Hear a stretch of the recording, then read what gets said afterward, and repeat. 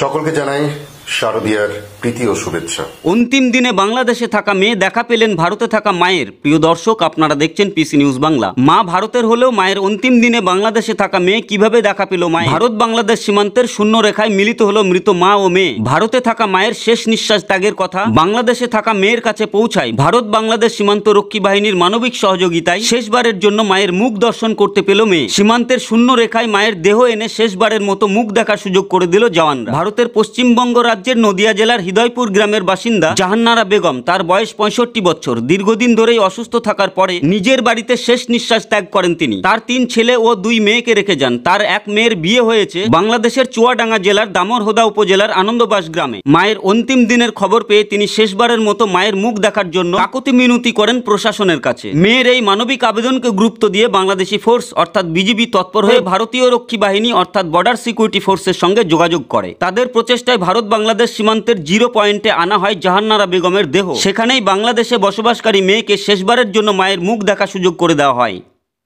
Bureau report, PC news Bangla.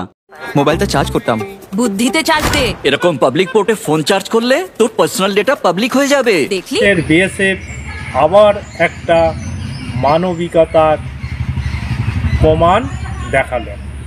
কারণ হৃদয়পুরের বাসিন্দা জাহানারা বেগম গত 2 দিন আগে মারা যায়। তার ছেলে মেয়ে সবাই হৃদয়পুরেই বসবাস করে, কিন্তু তার একটা মেয়ে বাংলাদেশে বিয়ে হয় এবং সে মারা যাওয়ার খবরটা তার মেয়ে পায়। পেয়ে তাদের বিজিবিকে জানায় যে আমার মা মারা গেছে এবং তার মায়ের মৃত মুখটা দেখতে চায়। তখন ওই বিজেপি ভারতবর্ষের বিএসএফকে জানায়। জানানোর পরিপ্রেক্ষিতে বিএসএফ সেই হৃদয়পুর গিয়ে সেই মৃতদেহ নিয়ে এসে 0 পয়েন্টে আনেন।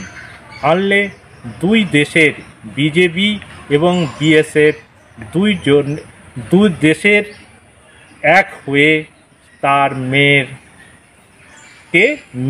মায়ের মৃত মুখ দেখায়। বাবা দাঁড়াও, আমি পে করছি। সিগন্যালই নেই, এবার কি করবে? আছে তো ফ্রি ওয়াইফাই। বোকা, শুধরে যা। পেমেন্ট করার জন্য নো ওপেন ওয়াইফাই মানে জালিয়াতিকে বলো bye bye. PC news Bangla চ্যানেলটিকে সাবস্ক্রাইব করো, লাইক করো, কমেন্টস করো এবং তোমাদের গুরুত্বপূর্ণ মতামত জানাও এই ভিডিওর নিচে।